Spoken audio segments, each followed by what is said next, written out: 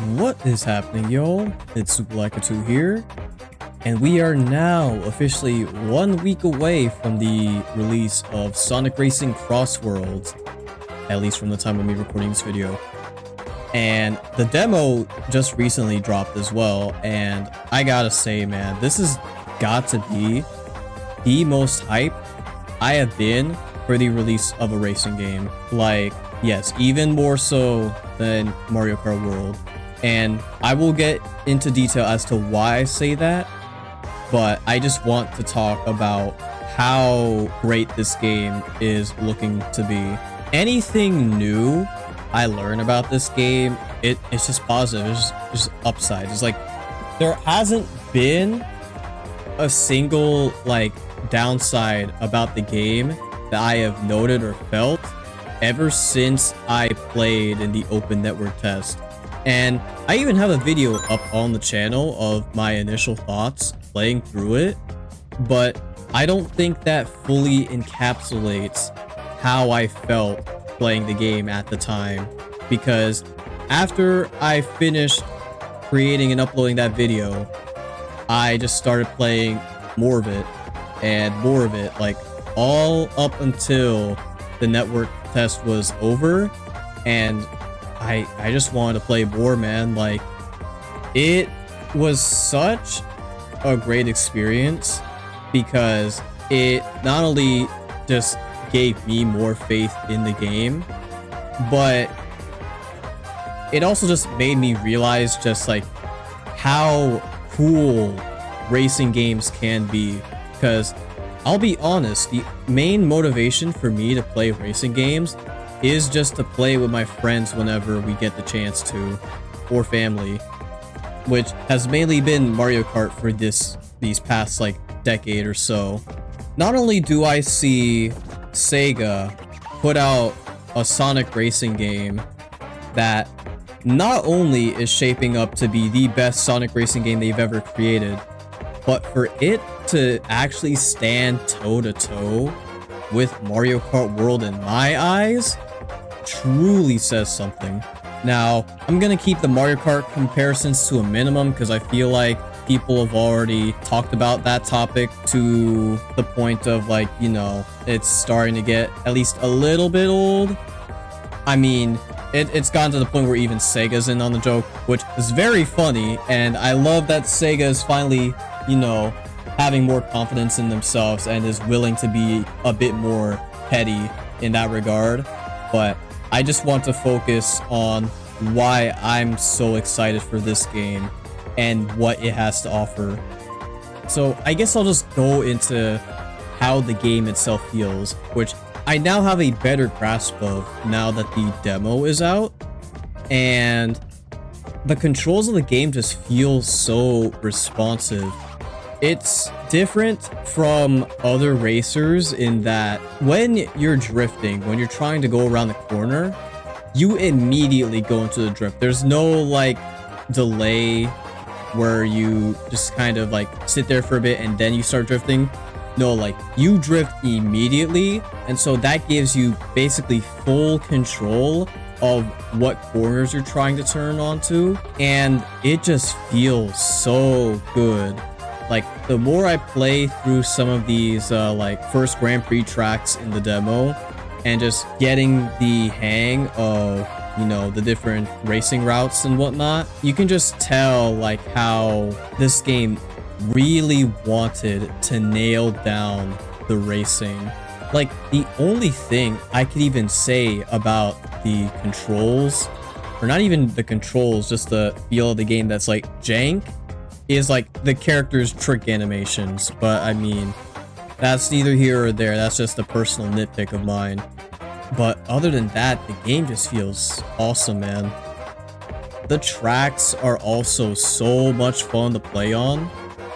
Like, not only are the environments just so colorful and diverse, the fact that they're pulling from all these different games across the Sonic franchise is just so awesome to see, especially for the games that at least I felt that Sega has been kind of down upon in like the past decade or two, which I'm mainly referring to like the tracks that are from Sonic and the Secret Rings.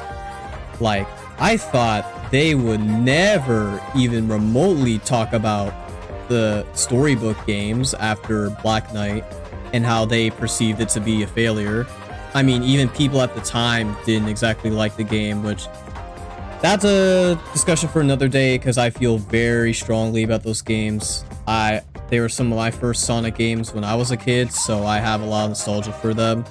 And they've honestly, well, Secret Rings, but Black Knight has actually aged up a lot better than people give it credit to be. But it's just nice to see Sega finally, it seems like they're regaining their confidence in their IP, and they're not afraid anymore to just show us all of these different tracks, characters, you name it, references.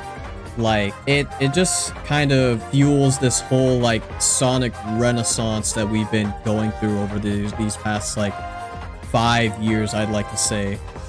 And I'm just super excited to see what Sega does with these in the future, because I mean, if you ask me, it'd be really cool if we got a third storybook game, but I know that's not where they're working on. So while I'm talking about the tracks, I do want to talk about the main gimmick of the game, which is the CrossWorlds. And this is such a simple idea, but they execute it just so flawlessly. Like, the idea of going from one track immediately into another is like so cool, and it does fit Sonic a lot. But what it does most importantly is that it keeps the game fresh, because that was one of my main gripes about, I guess I wouldn't say gripes, but one of the things that wouldn't really keep me stuck to racing games is how over time, yes, there is a satisfaction in mastering each of the different tracks and all of their layouts just to get the best times possible, or just to optimize your chances of winning. But after a while, I just kind of get bored of them, and that just kind of attributes to me not being that big of a racing game enjoyer, or I guess I should say I'm not as dedicated of a racing game enjoyer. That would be the proper term, because I do love racing games, but I'm very casual when it comes to them. So this game instead not only makes me want to properly learn all the different mechanics of it just to get better, but it also just kind of gives me that energy to keep going, which is something I could kind of say about Mario Kart at times, but there would be a point where it's like, all right, I think I've had my fill for the day. That's where I'm gonna call it. Whereas at least with the network test, I was like, man, I just want to keep playing, but I know I gotta stop at some point. It's that unpredictability that just really amps me up for when this game comes out, because even like a month's time, I can definitely see myself just still playing this game just on the off chance. Like, just the whole chaos of the game is one of the main draws for me. And the thing about Sonic Racing CrossWorlds chaos is that, at least to me, from when I'm playing, it doesn't feel unfair. Like, there are plenty of times when I'm playing Mario Kart, there will be situations where I just feel like whenever I get hit by an onslaught of items or just get ran over, it just feels bad, man, because you're gonna be like way behind. But in this game, I feel like that's kind of been cut down to a minimum, either because of my like knowing that things are gonna be super chaotic, or it's just the fact that the game itself, the racing, is so much fun that I just kind of disregard that. And don't worry guys, that'll be the last comparison I will make to Mario Kart, or at least Mario Kart World specifically. So from here on out, I'm just gonna keep on talking about just the positives of CrossWorlds. Now, The other thing that has me excited for this game are the gadgets. Now, the gadget system was something I wasn't expecting to be in this game, but when I figured out about them in the network test, I automatically thought to myself, oh, there's actually a lot more depth to this game than I thought there would be. And not only that, but it also just, again, keeps the game fresh. So you don't have to stick with the same build all the time if you don't want to. You can try and experiment with other builds. There will probably be some meta builds that people will come out with, which is inevitable in these type of games. But that doesn't mean all the other options are just straight up unviable. Like, there are a lot of really funny and just super cool gadgets that they've added to the game. I know the most infamous one of all is the monster truck starter. Like, that as a concept is so funny, and I think it just adds to this game's charm and also adds to the whole like chaos theming of it. And I'm not sure if they would think about adding more gadgets in like future updates, but that would be pretty cool to drop some. But balancing could get a bit iffy, so you know, depending on how many are in the base game, it might be just best to have only like a good handful or so that you can toy around with. Now I think the last thing I would like to talk about in regards to this game, and probably the biggest draw for me personally, are the characters. So for the longest time, it seems like, at least in the 2010s era, Sega kind of distanced themselves from a lot of their different like side characters to just focusing on like the main cast. So like Sonic, Tails, Knuckles, Amy, and then Shadow every now and then. And that was pretty much about it. You didn't see the Chaotix. You barely saw Rouge if she appeared at all. Omega. Cream was like nowhere in sight whatsoever. Like, it was just, you know, it was just kind of sad, man, because these are a lot of like really cool characters with a bunch of cool designs, and you just don't do anything with them.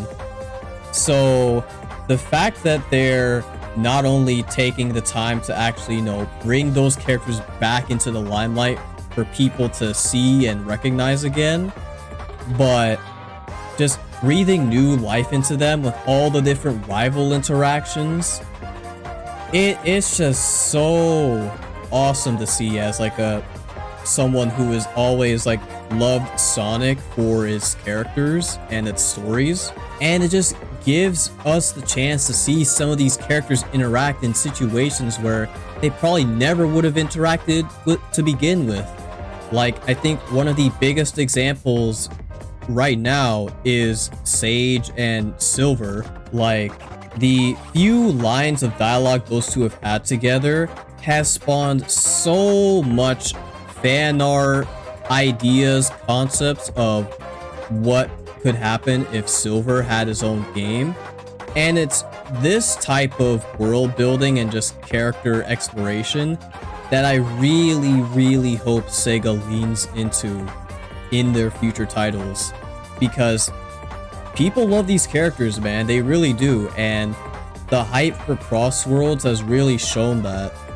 So I just hope that Sega sees this, has even more faith in their IP and their characters, and just, you know, makes them more a part of the games, you know? And it's not even just the fact that they're bringing these characters back, it's the fact that they're bringing them back as playable characters. Like, when was the last time you were able to really play as, say, I guess I'll go with my most played character in the network test, Cream. Her last playable appearance, like, aside from Sonic Dream Team, is what? Sonic Riders? Like, that was well over a decade ago. And I think another good example would be Charmy. He wasn't playable since Sonic Heroes, which was 2 decades ago now. Like, that's insane. So the fact that we're getting a lot of these characters back and playable at the same time is just absolutely incredible. And I hope they don't just, you know, cast them off to the side again. because just based on a lot of the dialogue these characters have with each other, it seems like Sega does have some ideas or plans of where they want to take them in the future, and I really hope they double down on them. And I'm just rambling at this point, but like, I think another good example in terms of like characters that they brought back that like really shows just how much like people love these characters and why they should be in more titles is the Babylon Rogues. This is pretty much their game, man. Like, the fact that they were only last like playable in the latest Sonic Riders game is honestly criminal. Like, they weren't even playable in Sonic Team Racing, that's how bad it was.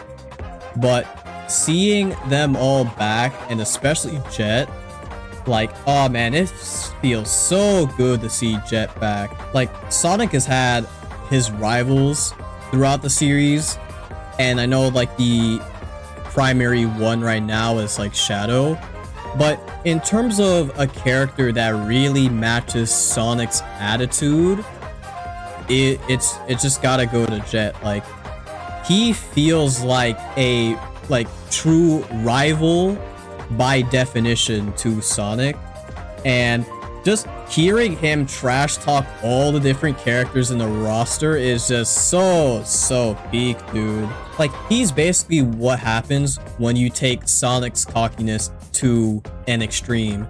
And the fact that they even brought back Catch Me If You Can as his victory theme, it's just so good, man. There's a ton of different like references they make for all the different characters, like in their victory themes and whatnot, even the voice lines. There's so much love put into this game, and I can just feel it full-heartedly. But yeah, I think that's where I'm gonna leave it off there. I could keep on gushing about the game, but I'll just be here rambling for the most part. So yeah, I'm so hyped for the Sonic Racing CrossWorlds, and I cannot wait for it to drop.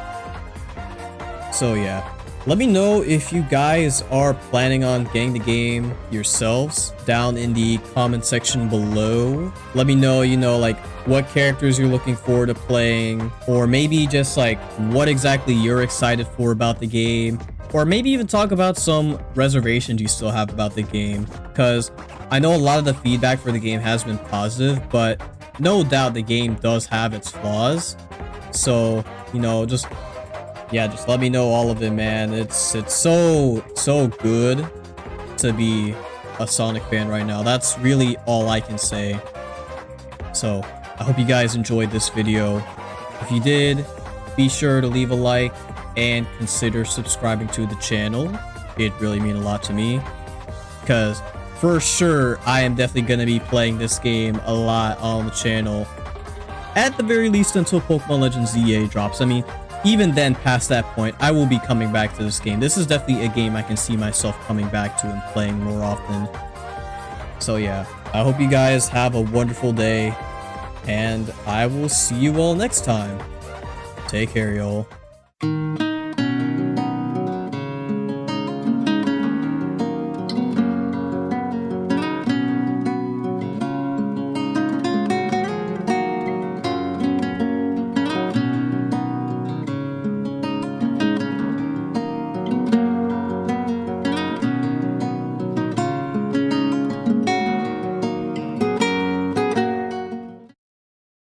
Also, I don't care what anybody says. The main theme is Pete.